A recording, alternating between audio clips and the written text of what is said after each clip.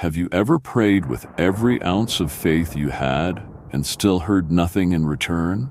Not a sign, not a whisper, not even the comfort of clarity, just silence, heavy, confusing, and unsettling.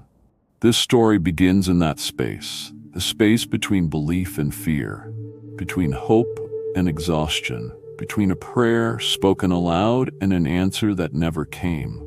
In the ancient world, prayer was not a casual habit. It was survival. People prayed because they believed heaven listened, because they trusted that words spoken in faith could move unseen forces.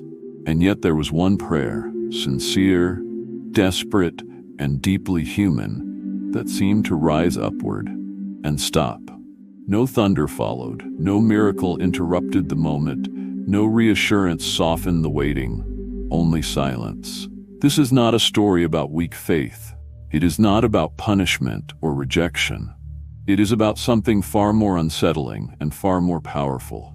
Because sometimes the most important moments in Scripture are not when God speaks, but when He chooses not to. Welcome to Faith and English Bible Stories, a place created for those who want faith explained, not rushed. For those who are willing to slow down, listen carefully, and notice what others often overlook. These stories are not told to impress you with miracles, but to walk with you through questions you may be afraid to ask. As you listen, imagine the setting forming around you, the dry air of an ancient land, the weight of expectation in a quiet heart, a person kneeling, certain that this prayer matters, convinced that heaven must respond. And yet, nothing happens. What do you do when the prayer feels right, the timing feels urgent, and God remains silent?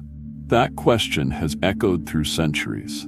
It echoes in Scripture, and it echoes in your life more than you may realize. If this kind of story resonates with you, stories that explore the hidden layers of faith and the uncomfortable pauses in God's work, this channel exists for you. Stay with this journey. There's more unfolding beneath the silence than you expect. Take a breath, let the noise fade. Because the reason behind this unanswered prayer is not what most people assume, and understanding it changes everything that follows. The place of waiting. The prayer was spoken in a place that seemed insignificant to the world. No temple filled with music, no crowd watching, no moment marked as important by history, just a quiet corner of ordinary life. This is how many biblical moments begin, not with spectacle, but with stillness. The setting is simple, a season of uncertainty, a stretch of time where nothing dramatic appears to be happening.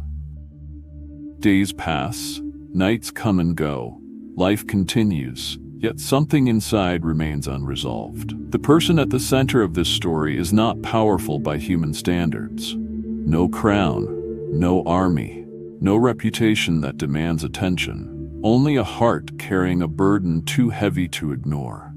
The kind of burden that turns thoughts into prayers without effort. The kind that follows you into silence. Around them, the world moves forward as if nothing is wrong. Fields are worked, conversations happen, routine continues. But inside this small, quiet space, a conflict begins to grow. Not between armies, but within the soul.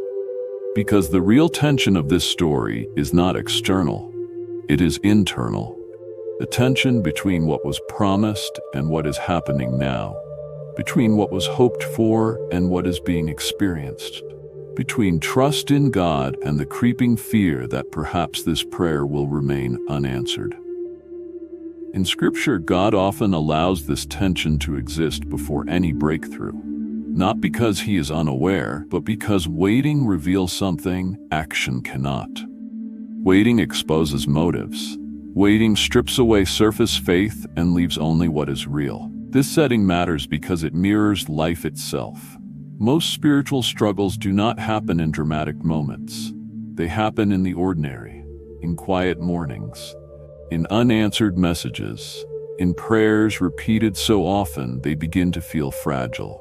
The place of waiting is uncomfortable. It forces a decision before the miracle ever arrives. Will faith depend on results or on trust alone? As this story continues, remember this: the silence has already begun its work. Long before any outcome is visible, something deeper is being shaped, and what is being formed in this waiting place will determine everything that comes next.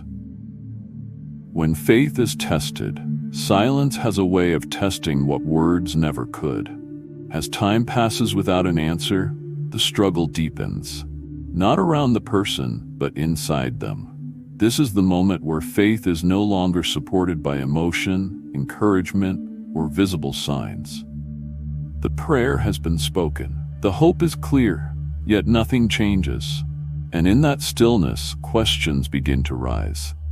Was the prayer wrong? Was the timing mistaken? Or is faith being asked to stand without reassurance?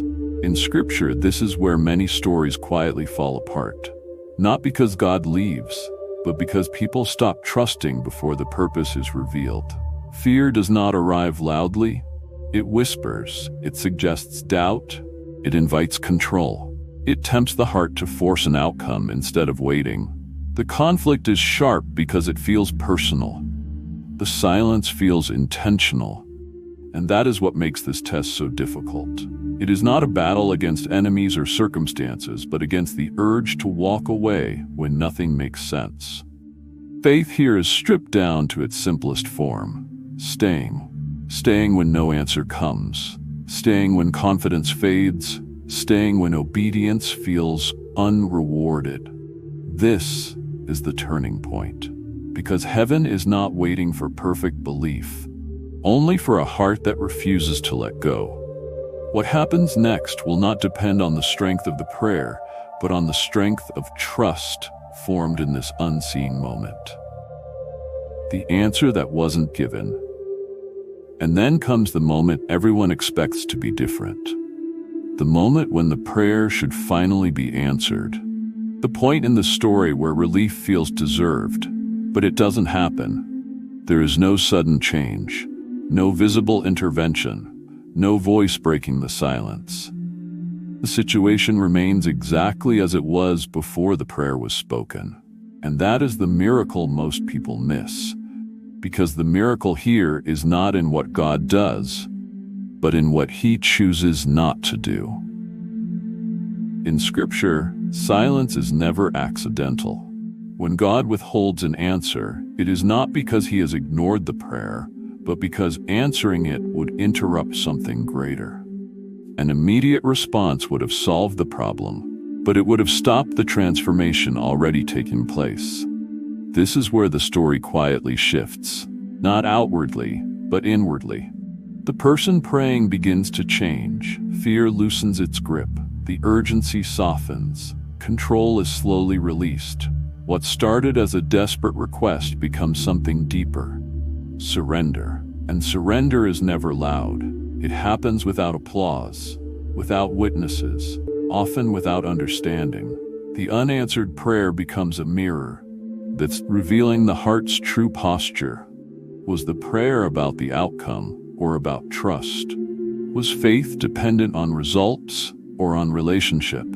This is why heaven remains silent, because some prayers, if answered too quickly, would keep a person small, and some silences, if endured, expand the soul in ways answers never could. Nothing looks different yet, but everything has already changed.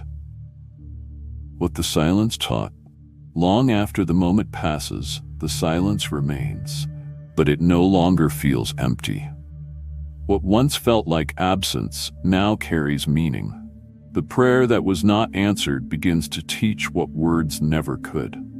This is the lesson hidden inside the waiting. Faith is not proven when prayers are answered, but when trust survives without answers. Scripture shows again and again that God is less interested in removing discomfort than in reshaping the heart that carries it. And reshaping takes time. The silence teaches patience without bitterness, dependence without desperation, trust without guarantees. In the quiet, expectations are realigned. The need for control fades. The heart learns to listen instead of demand. What once felt like a test becomes preparation, not for a miracle, but for maturity. This lesson is uncomfortable because it removes certainty, yet it replaces it with something stronger, peace that does not depend on outcomes. The kind of peace that remains even when circumstances refuse to change. Many biblical figures learned this truth not through victory, but through waiting. Their faith deepened, not when doors opened, but when they stayed faithful while doors remained closed. And that is why this lesson matters now, because unanswered prayers are not evidence of distance, but of intention. God's silence is not neglect, it is refinement. What the prayer did not receive in response, the heart gained in strength. And that strength becomes the foundation for everything that comes next. Staying when the answer never came. The story does not end with a dramatic resolution. No sudden reversal, no visible reward for enduring the silence. And that is exactly the point. In Scripture, some prayers remain unanswered, not because they were forgotten, but because their purpose was already fulfilled. The prayer changed the person who prayed. The waiting reshaped their faith. The silence taught them how to trust without needing proof. This is where the story gently turns toward you. Because you have stood in this place before, a place where you prayed sincerely and waited honestly, and nothing happened. A place where faith felt quieter than fear, where obedience felt invisible, where silence forced a choice, walk away or stay. The greatest act of faith in this story was not asking, it was staying.